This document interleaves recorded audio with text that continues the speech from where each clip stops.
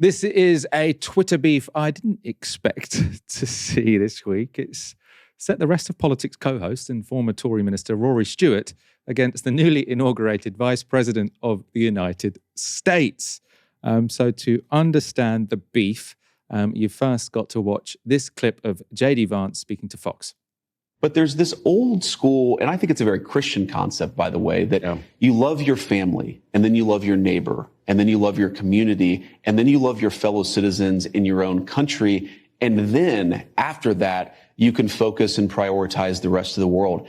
A lot of the far left has completely inverted that. They seem to hate the citizens of their own country and care more about people outside their own borders. That is no way to run a society. And I think the profound difference that Donald Trump brings to the leadership of this country is the simple concept, America first. It doesn't mean you hate anybody else. It means that you have leadership. And President Trump has been very clear about this, that puts the interests of American citizens first. In the same way that the British prime minister should care about Brits and the French should care about the French, we have an American president who cares primarily about Americans, and that's a very welcome change. What is President Xi doing? What is Vladimir Putin He's looking after the Chinese. Putin is looking after the Russians. They're entitled to do that. Thank God we now have an American president who's looking after the citizens of his own country. So when that video was shared on Twitter, Rory Stewart responded like this. A bizarre take on John 15:12-13. Less Christian and more pagan tribal. We should start worrying when politicians become theologians, assume to speak for Jesus, and tell us in which order to love. So J.D. Vance then responded to that via quote tweet, said, just Google Ordo Amoris. Aside from that, the idea that there isn't a hierarchy of obligations violates basic common sense. Does Rory really think his moral duties to his own children are the same as his duties to a stranger who lives thousands of miles away? Does anyone? And then you can see here J.D. Vance saying about Rory Stewart, I've said before, and I'll say it again, the problem with Rory and people like him is that he has an IQ of 110 and thinks he has an IQ of 130. This false arrogance drives so much elite failure over the last 40 years. And then Rory Stewart quote tweets that, and honoured to have my IQ questioned by you, Mr. VP, but your attempts to speak for Christ are false and dangerous. Nowhere does Jesus suggest that love is to be prioritised in concentric circles. His love is universal.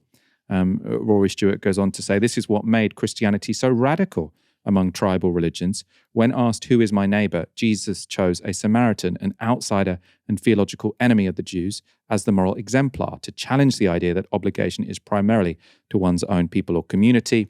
This does not mean that Christians should not care for their families. St. Augustine and Aquinas talk about why, for practical and emotional reasons, we focus on those closest to us, and they reflect on how difficult it can be to reconcile love with the demands of justice and mercy.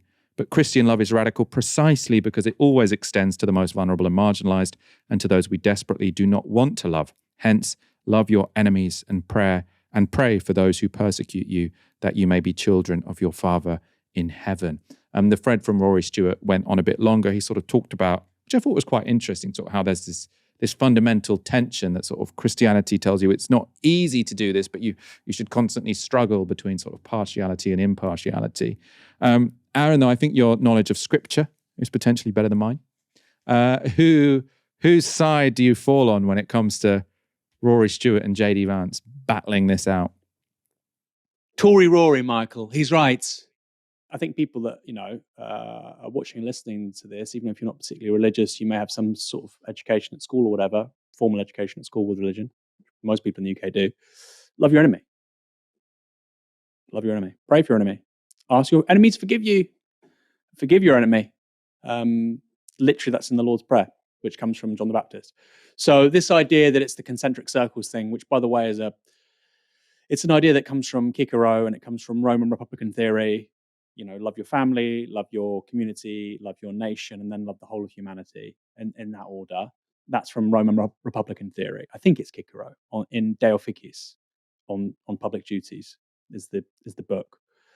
So it's actually a pagan idea. And of course that was integrated into later theological thinking. St. Augustine is not Jesus Christ.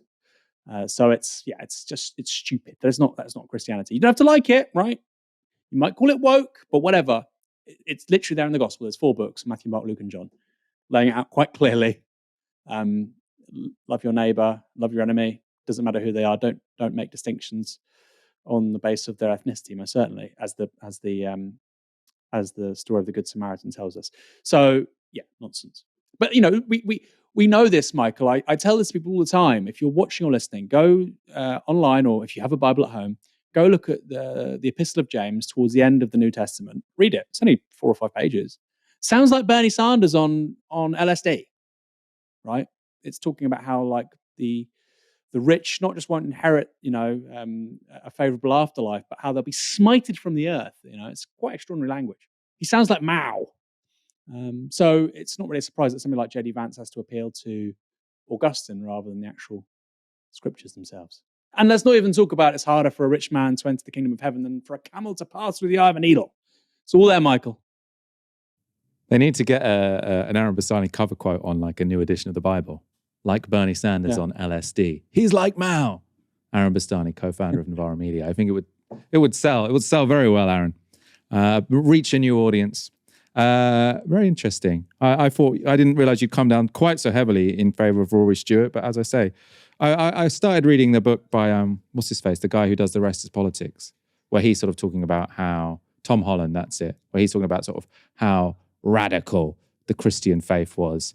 And sort of like he starts it by talking about how the crucifixion on the cross, sort of worshipping someone who was crucified on the cross, was so revolutionary because that was actually the punishment for a slave, right? It was supposed to not just be cruel, and because obviously as a child when you learn about this you think, God, that's horrible and brutal, but it was also supposed to be incredibly humiliating, right? It's what you did to someone who was sort of considered worthless by society. And so he's talking about how the fact you idolize a person who dies that death which is supposed to be humiliating is just completely different from what came before with the Greek and the Roman religions. Well, obviously Christianity became a Roman religion, but the Roman pagan religions where sort of you're always worshipping great warlike warrior gods. And if someone were to claim themselves as sort of like a prophet and they died, that would prove, died a miserable death, that would prove they weren't really a prophet, because it would prove they clearly didn't have God's favor, because,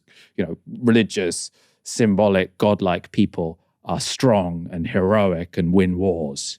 And he's saying that's what was really different about Christianity.